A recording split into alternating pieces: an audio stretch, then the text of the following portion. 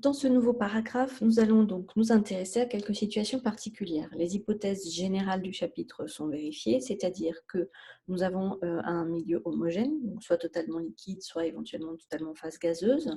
Nous avons une température qui reste constante, la cinétique va être étudiée à température constante. Nous avons un volume constant. Et une hypothèse supplémentaire, on va s'intéresser au cas d'un unique réactif. Donc, vous avez ici ces hypothèses qui vous sont rappelées et j'insiste particulièrement sur le fait que voilà, on restreint un petit peu le champ d'investigation avec un unique réactif. Vous le voyez ici, il s'appelle A. Et on va essayer d'étudier l'évolution de la concentration en fonction du temps, ce qu'on appelle la loi cinétique, pour des ordres particuliers, ordre 0, ordre 1 et ordre 2. Alors, pour faire ça, comment est-ce qu'on va s'y prendre? On va utiliser la définition de la vitesse volumique de réaction. Donc, la définition de la vitesse volumique de réaction, je vous le rappelle, c'est V égale 1 sur le nombre stoïchiométrique dérivé de la concentration de l'espèce chimique.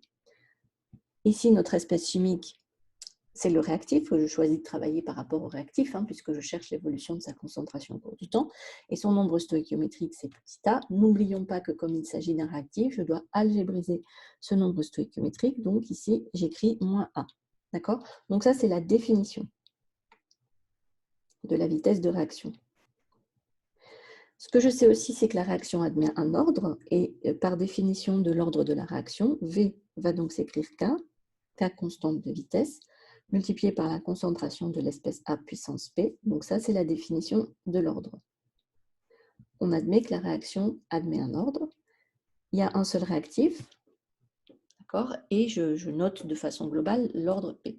Évidemment, je peux égaliser ici les deux expressions de la vitesse volumique de réaction, et je vais donc écrire 1 sur moins A, d2A sur dt, expression issue de la définition de V, égale K fois concentration de A puissance P. Que je peux réécrire aussi d2A sur dt en multipliant à gauche et à droite par moins A égale moins AK, concentration de A puissance P. Alors maintenant, je vais étudier les trois situations qui sont donc précisées dans l'énoncé. Première situation pour P égale 0, ordre 0. Deuxième situation pour P égale 1. Et troisième situation pour P égale 2. Alors, commençons par P égale 0. Que devient l'expression? L'expression s'écrit dérivée de la concentration du réactif par rapport au temps égale moins AK multiplié par concentration de A puissance 0, puisqu'on a dit que l'ordre était égal à 0, c'est-à-dire moins AK. Donc, je cherche une primitive d'une fonction constante. Je sais qu'à ce moment-là, la primitive va s'écrire moins AKT, je vous rappelle que ma variable c'est T, donc moins AKT plus B. B étant une constante, j'écris la fonction concentration de A au cours du temps comme une fonction affine du temps. Maintenant, je veux déterminer B, évidemment avec une condition initiale. Je vais appeler concentration de A 0. La concentration à T égale 0, c'est-à-dire j'aurai moins AK fois 0 plus B. De là, évidemment, nous déduisons que B, c'est la concentration du réactif à l'instant initial. Et finalement, notre expression qui est là devient concentration de A à la date T égale concentration de A initiale moins AKT. Je peux donc en déduire que si jamais je souhaite représenter graphiquement l'évolution de la concentration du réactif au cours du temps, je vais avoir une fonction affine de pente négative, puisque la pente c'est moins AK, d'accord? Donc je vais avoir une pente négative. Maintenant, comment est-ce que je résous le problème pour un ordre égal à 1? Donc l'équation devient d de A sur dt, je suis en train de reprendre l'expression qui est ici, égale moins AK, concentration de A puissance 1. Ce que j'ai bien envie de réécrire sous la forme d de A sur dt plus AK, concentration de A, égale 0. D'accord? J'ai fait passer ce terme-là, le terme de droite, dans le membre de gauche en versant le signe. Qu'est-ce que je reconnais? Je reconnais une équation différentielle linéaire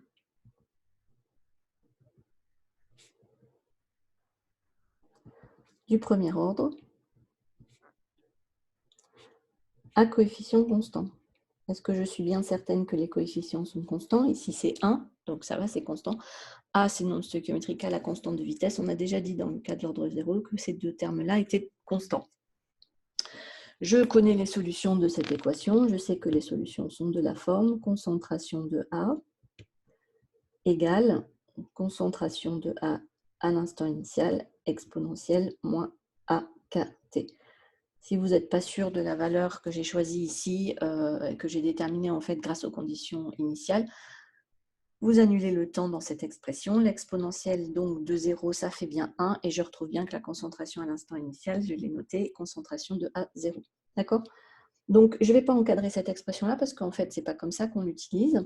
Souvent, on écrit, on passe au logarithme, et donc on va écrire que ln de la concentration de A à la date t est égal à ln de la concentration de A0 moins AKT.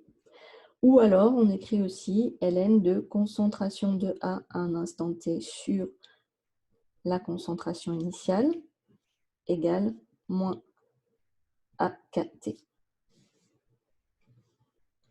Donc, cette fois, c'est le logarithme népérien de la concentration de A en fonction du temps sur la concentration de A initiale en fonction du temps, qui est une fonction linéaire de pente négative. Troisième situation, P égale 2. Donc, si P égale 2, l'expression est écrite juste ici au-dessus, je vais donc avoir d2A sur dt qui est égal à moins AK, concentration de A au carré. Donc, j'ai une équation différentielle d'ordre 2, mais cette fois, cette équation n'est pas linéaire, hein, puisque justement, j'ai un A au carré. Pas d'ordre 2, pardon, d'ordre 1, excusez-moi, c'est une équation d'ordre 1, mais par contre, elle n'est pas linéaire. Donc, on avait déjà vu ensemble une façon de résoudre ce type d'équation, qui était l'utilisation de la séparation de variables. Donc, méthode séparation de variables.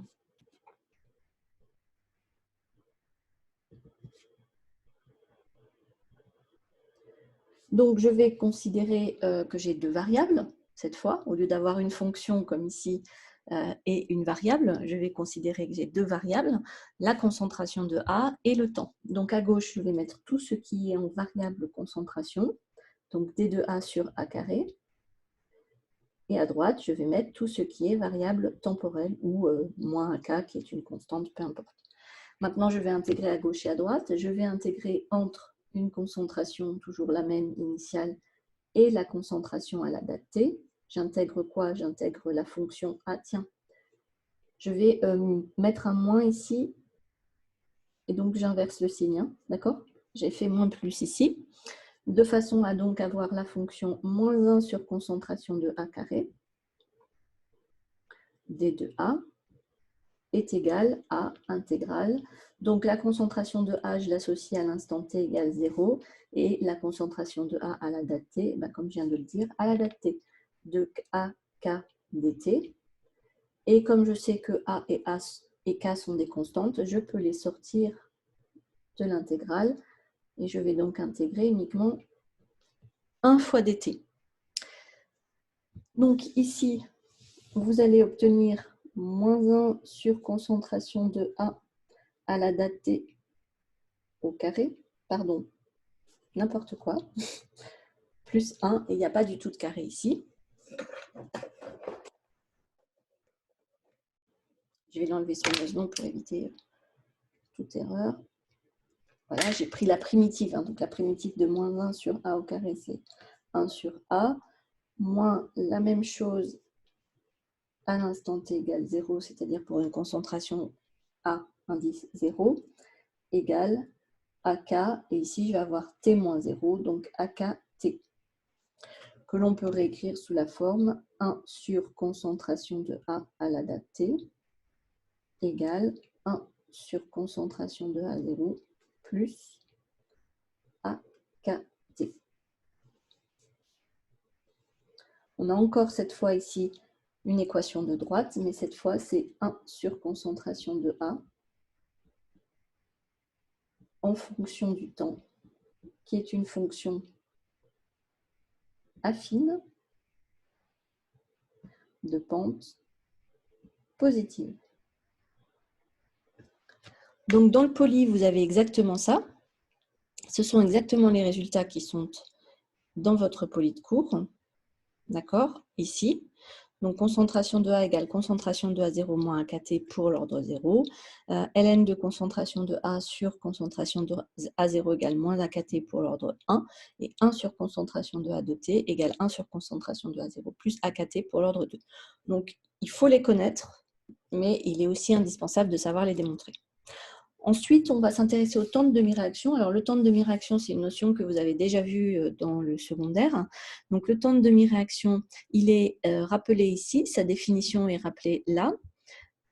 D'accord? Donc, c'est le temps qui est nécessaire pour qu'on ait consommé la moitié du réactif limitant. Donc là, je m'intéresse au réactif limitant, étant donné que j'en ai qu'un seul. C'est forcément lui le réactif limitant. D'accord? Donc, la date T1,5, c'est la date à laquelle j'aurai la moitié de la concentration initiale. Donc ici, il y a un petit dessin. Vous avez l'évolution de la concentration, comme c'est un réactif qui diminue au cours du temps. Et je cherche quand est-ce que j'aurai consommé la moitié du réactif limitant. Donc, je reprends maintenant les expressions qui ont été obtenues tout à l'heure, ici. Et je vais essayer de trouver quand est-ce que j'ai la concentration de A qui est égale à la concentration de A0 sur 2. Donc, je l'écris. J'écris tout simplement concentration de A à la date T1,5 égale concentration de A0 sur 2. D'accord? C'est aussi égal, d'après l'expression qui est écrite au-dessus, à concentration de A0 moins AKT 1,5. Je fais passer ce A0 dans le membre de gauche. J'obtiens moins concentration de A0 sur 2 égale moins AKT 1,5. Il me reste donc à diviser par moins AK et je me retrouve donc avec concentration de A0 sur 2 AK qui est égal à T1,5.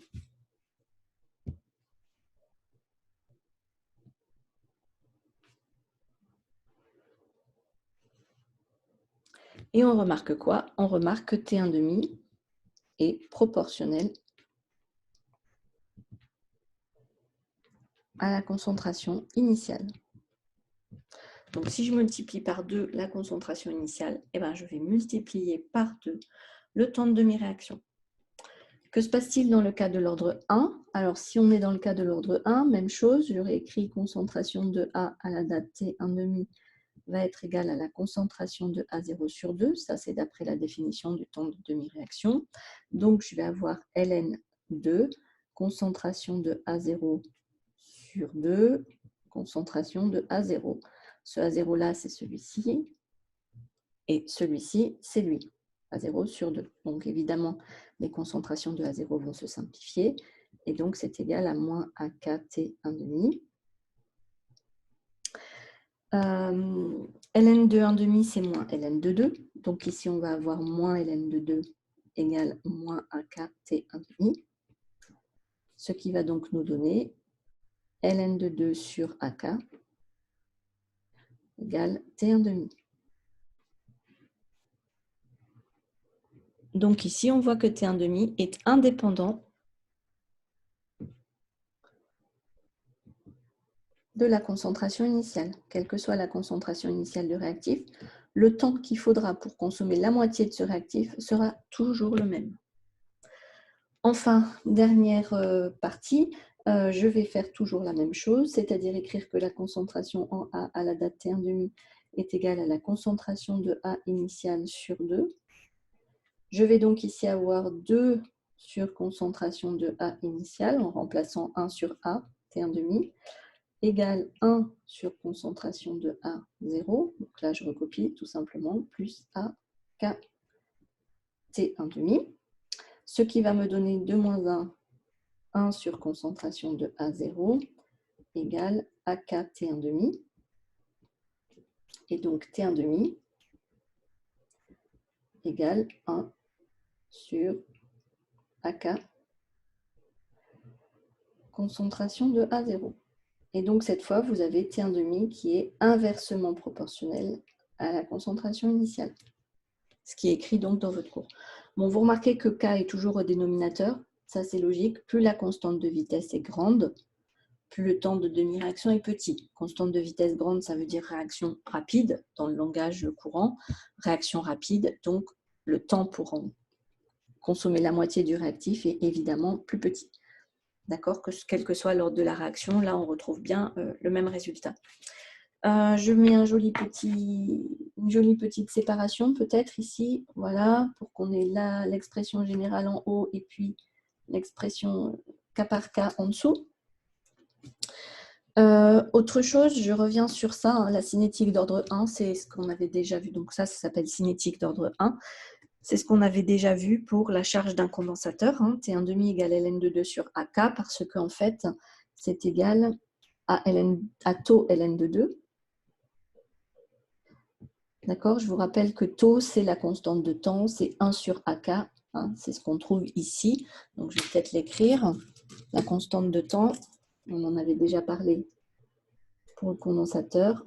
Ça, c'est 1 sur taux, d'accord? Et donc, ici, je retrouve taux multiplié par ln de 2, puisque taux est égal à 1 sur AK. Donc, la constante de temps, je vous rappelle hein, tout ce qu'on avait vu. On avait vu que la concentration de A, hop, elle était divisée par 2. Donc là, j'aurais T1,5 avec le temps en abscisse, la concentration de A en ordonnée. Ici, c'est la concentration de A0 sur 2. Ici, c'est la concentration de A0. Et puis, vous avez taux qui est un peu plus loin, un peu plus grand, qui n'est autre que... Alors, je ne sais pas trop si je ne vais pas me tromper dans mes histoires, mais bon. Je vous rappelle un taux qui serait la pente de la tangente à l'origine. Donc là, il faudrait que je passe ici. Et qui correspond aussi à la date où vous allez avoir 0,37 fois la concentration initiale. D'accord? Donc tous ces résultats qu'on avait vus sur la décharge d'un condensateur sont exactement les mêmes que ceux qu'on va avoir ici. Et donc, peu importe la concentration initiale de A0, hein, ces constantes-là vont toujours être les mêmes. Ça, c'est quelque chose qu'on avait déjà vu donc, pour le condensateur. D'accord? Puisqu'on avait dit que taux, c'était une caractéristique du système. Elle n'est pas dépendante de la concentration initiale ou de la tension initiale qu'on appliquait. On avait taux égal RC hein, quand on faisait l'électricité. Peu importe la tension à laquelle on chargeait le condensateur, et bien ici c'est exactement pareil, peu importe la concentration initiale, vous aurez tout le temps la même constante de temps, et donc vous avez tout le temps le même T1,5. Voilà, donc je termine cette vidéo ici, et il m'en reste encore une après ça.